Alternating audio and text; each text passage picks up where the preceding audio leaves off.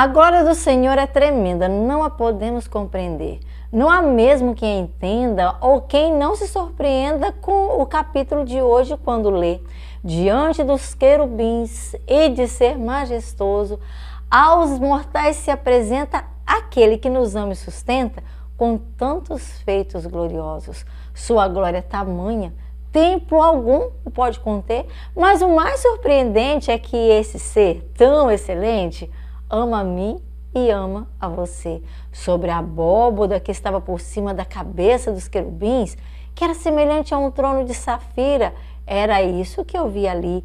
Então o Senhor disse ao homem vestido de linho: vá entre as rodas por baixo das dos querubins, enche as mãos com brasas ardentes, pegue lá entre os querubins e sobre a cidade sejam espalhadas. E enquanto eu observava, ele saiu bem antes de mim. Ora, os querubins estavam no lado sul do templo.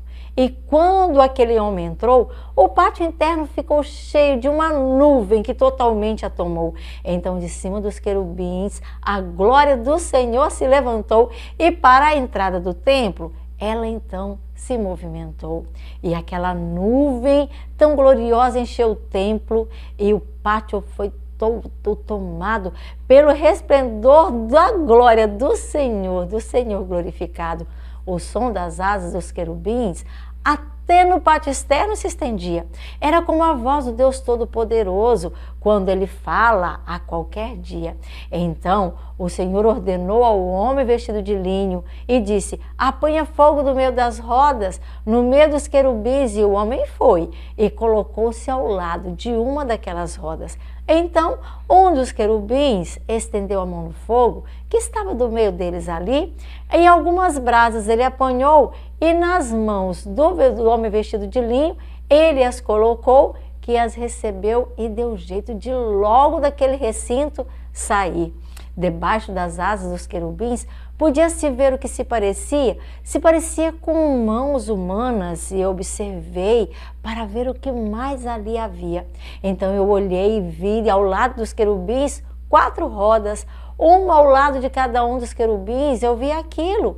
As rodas reluziam muito, elas pareciam muito com o berilo. Quanto à sua aparência, eram iguais, e cada uma parecia estar entrosada uma na outra. Quando se moviam, então elas iam para qualquer uma das 4 direções onde os querubins se dirigiam, e as rodas não se viravam, mesmo enquanto os querubins daquele lugar se moviam. Eles seguiam qualquer direção à sua frente, sem mesmo nem se virar. Os seus corpos, e inclusive as suas costas, as mãos e as asas, havia muito detalhe para se olhar. Estavam completamente cheios de olhos, como as suas 4 rodas, e de rodas rotatórias eu ouvi que clamavam também as outras rodas. Cada um dos querubins tinha 4 rostos. Era essa a sua descrição. Um rosto era como o de um querubim, o segundo de um homem, e o terceiro parecia com o rosto de um leão. E o 4º rosto era como de uma águia. E aos querubins, eles puseram-se a se elevar. Eram aqueles os mesmos seres viventes que eu tinha visto quando eu estava bem ali junto ao rio Quebar. E quando os querubins se moviam, as rodas ao lado deles se moviam. E quando eles estendiam as asas para erguer-se do chão, então todas as rodas também com eles seguiam.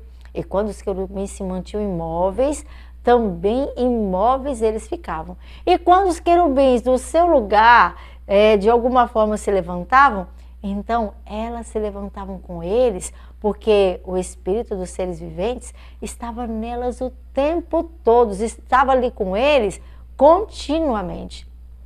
Então a glória do Senhor da entrada do templo se afastou. E sobre os querubins, a glória do Senhor parou.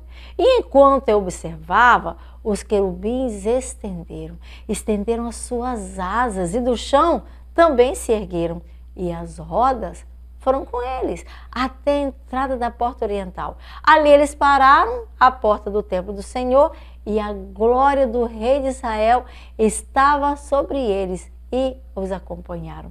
Esses seres viventes eram os mesmos que debaixo do Deus de Israel eu vi lá junto ao rio Quebar, e que eles eram querubins, eu também percebi. Sim, eram querubins de 4 rostos, e até nos parece assustador, mas nós temos aqui vigias que nos olham, que nos guiam, e a causa disso, sabe qual é? O amor. Como querubim, ou como homem, como águia, ou como leão, todas as rodas se moviam quando as asas se erguiam para levantar-se do chão. Nós vemos nesse capítulo 10, brasa viva do altar, fogo consumidor, é o Espírito e o poder que está para mim e para você.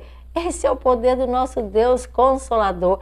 E hoje ainda nós somos chamados a ser templos, porque Ele quer em nós morar. Então que a nossa maior alegria seja a sua companhia e viva hoje somente para o adorar. Não permita que ele se vá, não perca a ocasião. Então preencha todo o espaço, desfaça do mal todo o laço e coloque Deus em seu coração.